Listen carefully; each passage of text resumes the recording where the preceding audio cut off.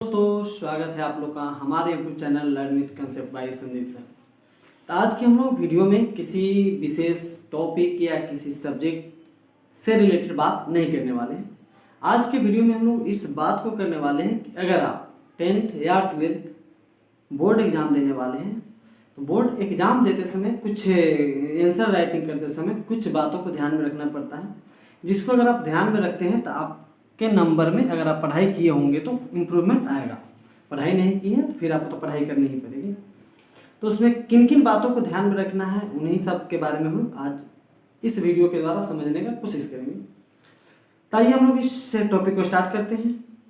तो सबसे पहला हम लोग को काम ये करना है कि जैसे ही हम लोग एग्जामिनेशन हॉल में जाते हैं तो जाने समय अपने पास एडमिट कार्ड जो भी हो प्रूफ कुछ अगर मांगा जा रहा है तो उसको और कम से कम 2 पेन बिल्कुल अपने पास जरूर रखें, जिसमें अगर एक ब्लैक और एक ब्लू रखते हैं तो ज़्यादा बेटर है, नहीं तो दोनों ब्लू या दोनों ब्लैक आप ले जा सकते हैं।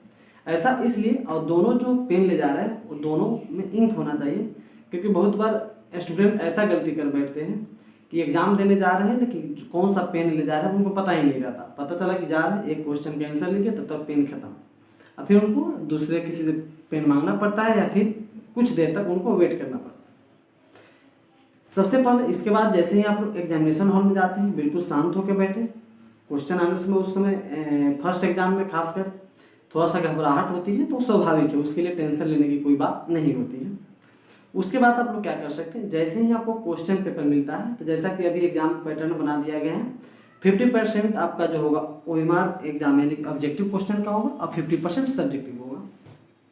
चाहे आप ऑब्जेक्टिव OMR शीट मिला हो आपको ऑब्जेक्टिव बनाने के लिए या कॉपी मिला हो सब्जेक्टिव बनाने के लिए, सबसे जो इम्पोर्टेंट बात होता है किसी भी क्वेश्चन को बनाने से भी पहले, तो आपको इस बात का ध्यान रखना है कि उसमें जो भी रजिस्ट्रेशन नंबर हो गया, आपका नाम हो गया, रोल नंबर हो गया या डेट ऑफ बर्थ हो गया, इनसे रिलेटेड जो भी आपसे रिलेटेड उसमें भरने वाला रहता है उसको आप लोग भरने में बिल्कुल भी गलती नहीं करें। क्योंकि अगर आप मान लेते 100 में 100 नंबर का क्वेश्चन सोल्यूशन कर लेते हैं लेकिन कुछ भरने समय आप अपना रोल नंबर ही गलती कर दिए या नाम में ही गलती कर दिए, तो ऐसे स्थिति में आपका कॉपी को पेंडिंग में डाल दिया जाता है और फिर आपका इतना पढ़ने का कोई बेनिफिट नहीं होता है।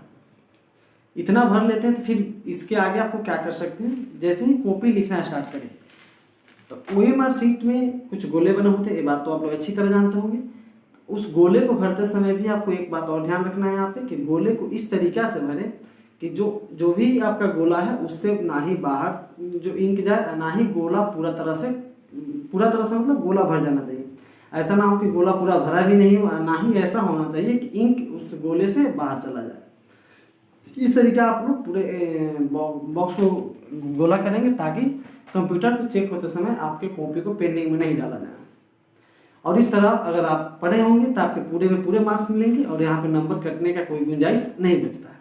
इसके अलावा सब्जेक्टिव लिखने से बहुत सारे विद्यार्थी गलती क्या करते हैं कि जैसे ही कॉपी मिला उन लोगों को, कॉपी मिलते बच्चे लिखना स्टार्ट कर देते हैं।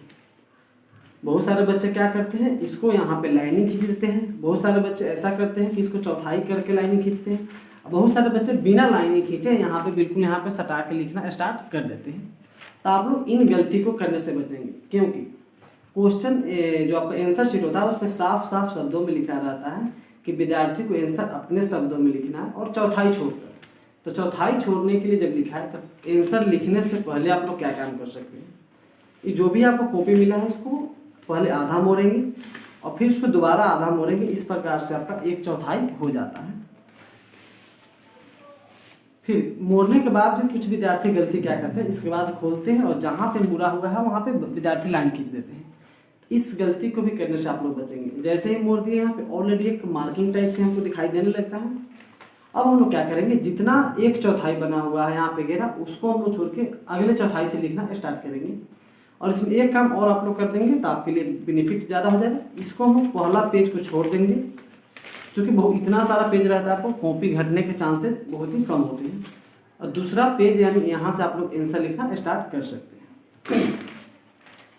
लेखन को और ज़्यादा सुंदरता बढ़ाने के लिए लेखन का या और ज़्यादा अट्रैक्टिव बनाने के लिए आप लोग क्या कर सकते हैं, ब्लैक और ब्लू में से किसी एक पेन का तो यूज आप कर ही सकते हैं, लेकिन अगर आप दोनों का यूज करते हैं तो ज़्यादा बेटर है।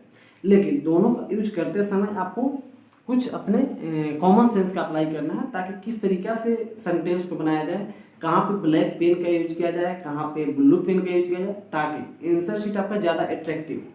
तो इसके लिए आप लोग क्या कर सकते हैं, जैसे क्वेश्चन नंबर हमको देना है उसको आप लोग ब्लैक से दे सकते हैं, और उसका आंसर राइटिंग जो करना है वो आप लोग ब्लू से कर सकते हैं, या क्वेश्चन का नंबरिंग है वो आप ब्लू से दे सकते हैं और आंसर राइटिंग ब्लैक से कर सकते हैं।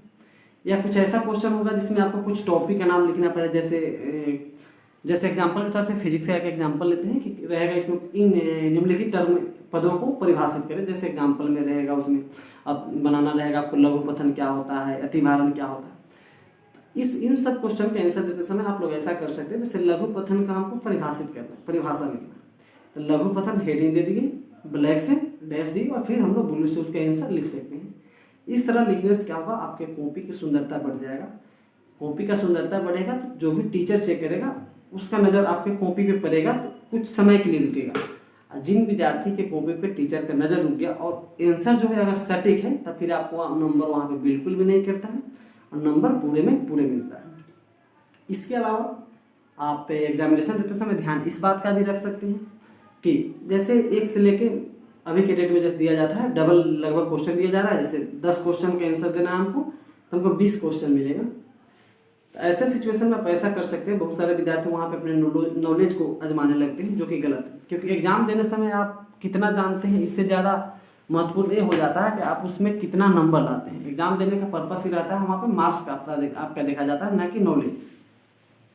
तो अगर 20 में से 20 क्वेश्चन आपको आता है तो कोई दिक्कत नहीं है, कंटिन्यू 1 से 10 तक बना सकते हैं। लेकिन अगर 20 में से मान लेते हैं कि 5 क्वेश्चन ऐसे हैं जो आपको नहीं आते हैं, बाकी 15 क्वेश्चन आते हैं, तो आप लोग उसको बनाने के लिए एक तरीका अपना सकते हैं। जैसे 1 क्वेश्चन भी आता है, 3 भी आता है, 5 भी आता है, 4 भी आता है, 2 भी आता है। तो बहुत सारे विद्यार्थी गलती इस बात के भी करते हैं कि 1 नंबर बना दिए, उसके बाद 10 नंबर बनाए, फिर 7 नंबर बनाए, फिर 6 नंबर बनाए।